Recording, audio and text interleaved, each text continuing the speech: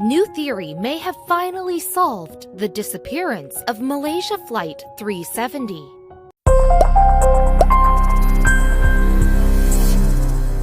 In the middle of the night on March 8, 2014, a Boeing 777 belonging to Malaysian Airlines roared to life. As 227 passengers boarded, pilots readied to make the trip from the country's capital of Kuala Lumpur to Beijing, China. However, the plane never arrived. In fact, it practically disappeared off the radar, along with every person on it. Over the years, some pieces have fallen into place regarding its fate, but most of the factors leading to its demise are still shrouded in mystery. Not just anyone can take the wheel of a massive commercial jetliner and safely maneuver it to a runway thousands of miles away. That skill was what made pilot Zahari Ahmad Shah such a vital member of Malaysian Airlines. Shah was 53 years old, and he was one of the senior captains of the airline. The experience he had under his belt was the reason he was tasked with accompanying a pilot in training on the morning the plane vanished.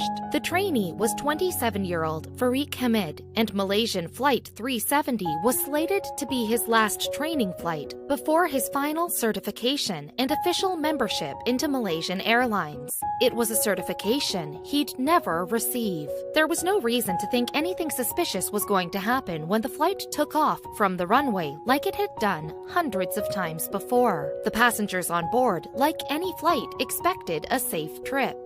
All 227 passengers, 10 flight attendants, and both pilots started the trip with enthusiasm. They hit their cruising altitude of 35,000 feet rather quickly, but not long after Shah bid goodnight to a Malaysian air traffic controller, the plane vanished. It didn't make any sense to the Vietnamese controllers watching the radar screen displaying planes flying through their airspace. Within 40 seconds of entering the area, the plane was completely undetectable. Things soon became really chaotic. Kuala Lumpur's Aeronautical Rescue Coordination Center should have been contacted immediately.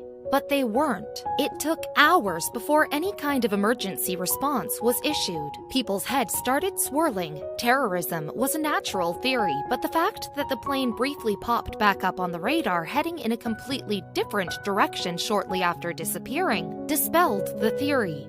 It was a path no hijacker would take. Regardless of where the plane was headed, it vanished, and everyone on board was classified as missing. Friends and families of the victims were destroyed, but one man refused to sweep anything under the rug. His name was Blaine Gibson, and from day one he was infatuated with the mystery. In fact, he actually attended Flight 370's one-year commemoration in 2015 and grew close with Grace Subathirai Nathan, a woman whose mother was on board. Gibson made the decision to become the flight's private beachcomber, wandering up and down miles of shoreline hoping to come across some kind of debris that would act as a vital clue. Yet the Malaysian government wasn't exactly transparent when providing information to countries willing to help search for the wreckage. Investigators from Europe, Australia, and the US began the search in the South China Sea, but soon realized they were way off target. So much manpower was wasted in the early days of searching. Through scattered bits of information, the search teams eventually managed to narrow down the area to a section of ocean that still required an immense undertaking to explore. In the meantime, Gibson searched high and low on shorelines, yet was always met with disappointment. However, on July 29, 2015, a piece of airfoil was found in the French island of Réunion. Was it part of Flight 370? It was, but it also meant that the plane did, in fact, completely break apart in a violent crash in the Indian Ocean. Any hope of the passengers having survived was now gone forever. The conspiracies, however, grew stronger. One of the focal points of the doomed flight was the seasoned pilot Zahari Ahmad Shah. Even though he had a clean record, people wanted to know more about him. News crews flocked to his residence for more information. What they found was alarming. The man who some had claimed was happily married was, according to those who knew him, actually sad and lonely. His wife had even left him, relocating to the family's second home. As investigators began to comb through the pilot's private life, they determined he may have been clinically depressed. This depression, some theorized, also had to do with his interactions on social media. Shaw apparently grew very fond of two internet models, even going as far as reaching out to them via Facebook messages. The girls did not respond, and tabloids began to widely speculate that it caused Shaw to crash the plane on purpose. There's still no conclusive evidence on what happened on that fateful flight.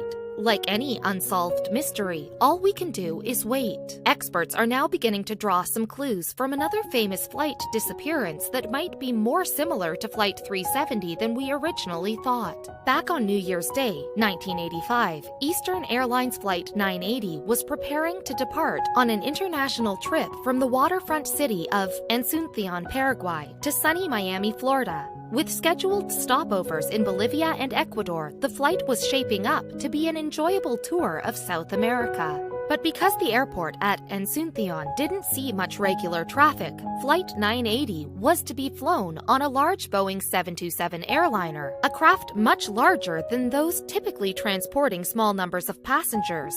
With legroom to spare, however, the 29 men and women aboard didn't seem to mind the extra space. The Houston-based cockpit crew was headed by Captain Larry Campbell, who, along with his cabin crew of 5 Chilean flight attendants, was confident the journey would go off without a hitch. After all, the passengers they were transporting weren't just your everyday air travelers. Though the flight was carrying individuals from Paraguay, the United States, and even South Korea, there was one woman in particular that crew members were made especially aware of: Marion Davis.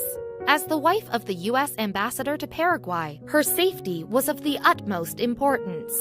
At around 7:37 p.m., Flight 980 contacted the control tower at Bolivia's International Airport in La Paz and gave the crew the all-clear to land and refuel. But although landing a plane might seem like a simple task for a trained pilot, bringing the aircraft down at this particular airport wouldn't be so easy. Known as El Alto, La Paz's notorious airstrip is the highest international airport in the world, sitting an astonishing 13,327 feet above sea level. Combine that with the jagged, ice-capped mountain peaks that circle the area, and El Alto is easily one of the most deadly airspaces on the planet. But Campbell and his crew weren't fazed by the dangers of the treacherous terrain. Moments after radioing the tower, the plane, now just 25 miles from the airport and flying at an altitude of 19,600 feet, began its descent. Unfortunately, Flight 980 never arrived. Traveling at 500 miles per hour, the plane crashed into the side of Mount Illimani, scattering itself over the rocks and icy crags of the mountain. No sooner did Flight 980 go down than the control tower at El Alto called in their Air Force. Even with years of advanced training under their belts, the Air Force unit was hindered by inclement weather and altitude sickness, making the recovery efforts all the more difficult. After several days and little progress made, the search was called off. There were no survivors. The reason for the plane's demise was also considered an unknown, as neither of the 2 black boxes containing the flight recorders were recovered. Over the years, efforts have been made to locate the flight records of Flight 980, but all have come back empty-handed. That is, until now. More than 3 decades after the crash, a pair of Boston hikers named Dan Futrell and Isaac Stoner came across a Wikipedia article listing all of the unrecovered flight records from crashed planes, including Flight 980. After mulling it over, the 2 men took on the mission themselves. It took several months for Futrell and Stoner to train for the expedition until finally, in the spring of 2016, the 2 hikers touched down on the tarmac of El Alto, dubbing their mission Operation Thonapa, after the Incan god of wisdom. The Bostonians were hoping for a little extra luck on their side. Unlike the other recovery teams, Futrell and Stoner avoided the crash site in favor of searching the areas below. Given how fast the plane was traveling, there was a very good possibility that the debris, and hopefully the flight recorders, had been scattered further down the mountain.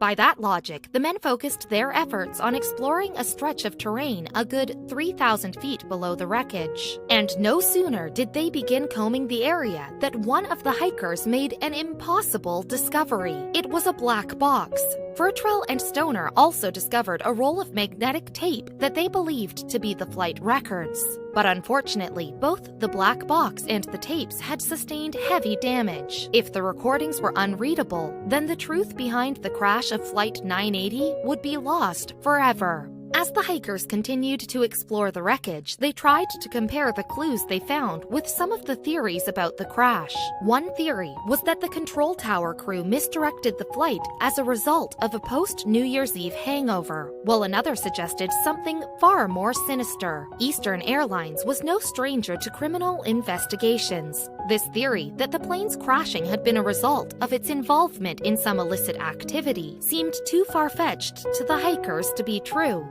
Until they found the suitcases. Inside, Futrell and Stoner were shocked to find dozens of poached crocodile skins worth millions, and one piece of luggage even held $2 million. They later learned that the goods and the money belonged to Enrique Madelon Sr., a mafia boss and drug lord on Flight 980 with his wife and children. The men were convinced that Madelon Sr. had something to do with the crash, but there was only one way to know: the black box. But when they presented their findings to the National Transportation Safety Board, they were heartbroken to learn the truth. To the dismay of the two hikers, the black box that they'd found was simply the rack that had fixed it onto the plane. What's more, the rolls of magnetic tape were not flight records, but instead a Spanish dubbed reel of an episode of the 1965 television series, I Spy. Despite over 30 years of tireless efforts, the fate of Eastern Airlines Flight 980 is still a mystery. Whether it is one to be solved remains to be seen. But thanks to Dan Futrell and Isaac Stoner, the newfound interest in cracking this decades-old case will hopefully one day return some answers.